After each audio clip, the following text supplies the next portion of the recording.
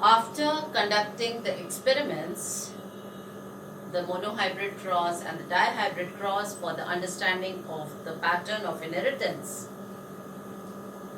it was, although the phenotype of an individual plant was very clearly observable, but the genotype still remains unknown. For example, if we talk about the tall plant, which is a dominant trait, which is a dominant phenotype, we are unable to guess whether it is homozygous tall or whether the genotype is a heterozygous tall. So to understand that, or to make out or to identify the genotype of an individual plant for a particular trait, Mendel devised few tests. So the test cross is one of them. Then we have the back cross and the reciprocal cross. In the next videos, we'll be talking about the reciprocal and the back cross. But today, here we are talking about the test cross. So the test cross was devised by Mendel. It was designed by Mendel, and it is a cross between the dominant phenotype but with unknown genotype. So though we know the phenotype, that is the observable trait, but the genotype remains unknown, and it is crossed with an individual which is a homozygous recessive. So homozygous recessive is known to us. So homozygous recessive is purebred, that means a recessive trait. As you all know that it will be expressed only if it is the allelic pair is homozygous. So this is known, but this is unknown, and we are talking of dominant phenotype. The use of the test cross is, it is used to know the genotype of any trait. Now let us study how it goes. There are three possibilities over here. A plant may be homozygous tall. We are using the tallness as the trait. So dominant it is, so it may be a phenotype is dominant, so the tallness factor may be homozygous. The second situation is, it may be a heterozygous tall, that is one gene for tallness and the other recessive which is unable to express. And the third case may be, a plant may be recessive, that means carrying the recessive gene.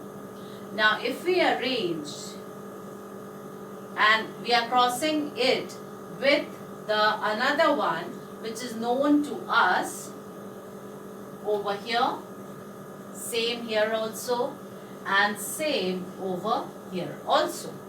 So this is known to us, this is homozygous recessive, this is known to us, but these are unknown. So we do not know whether this is homozygous tall, whether the genotype is heterozygous tall, or whether it is recessive only. Now if we arrange the gametes which are being produced by them and arranging them in a Punnett square, the gamete produced by this will be like this, and the gamete over here by this.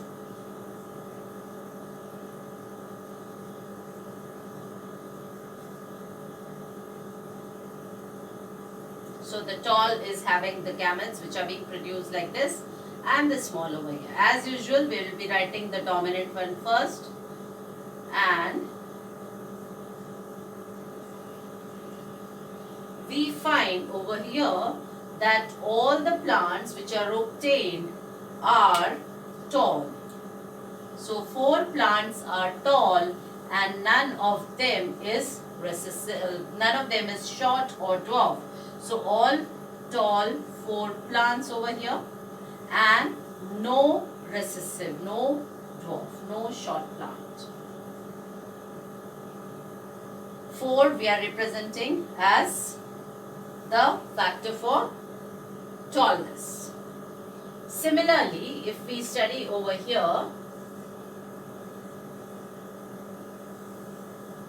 the Punnett square gives us an idea.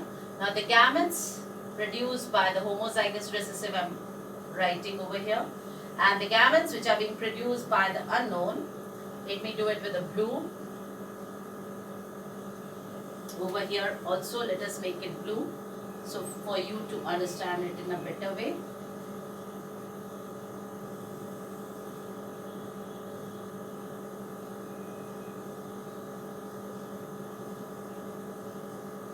Okay, now let us try and understand over here. This and this again.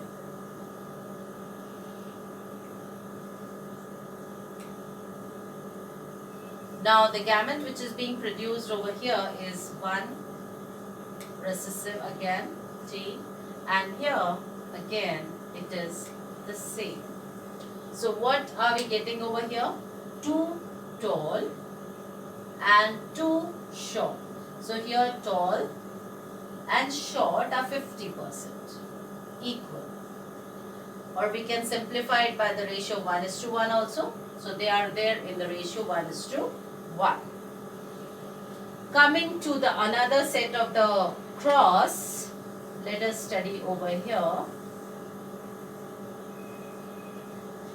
The plants will give the gamete formation will be like this, and here the gamete formation is here. So this is the known and this is the blue ones are unknown. Now if we see to the combination over here, this T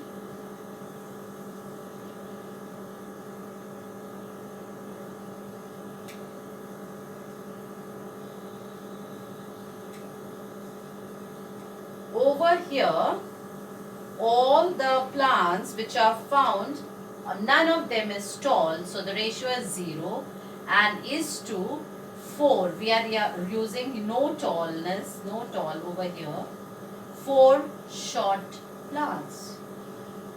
Now this is the possible combination. Now how can we study or how can we make out? If you are provided with a question that suppose there are after the cross between the plants, all the plants obtained were tall in the ratio 4:0, then you can make out that it is a homozygous tall, because if the ratio comes 4:0, the plant which is of unknown genotype is homozygous tall. So we can conclude by this ratio that it is a unknown we are talking of is homozygous tall. And over here, if the ratio is 50-50 or 2:2 or 1:1, that means it is heterozygous tall.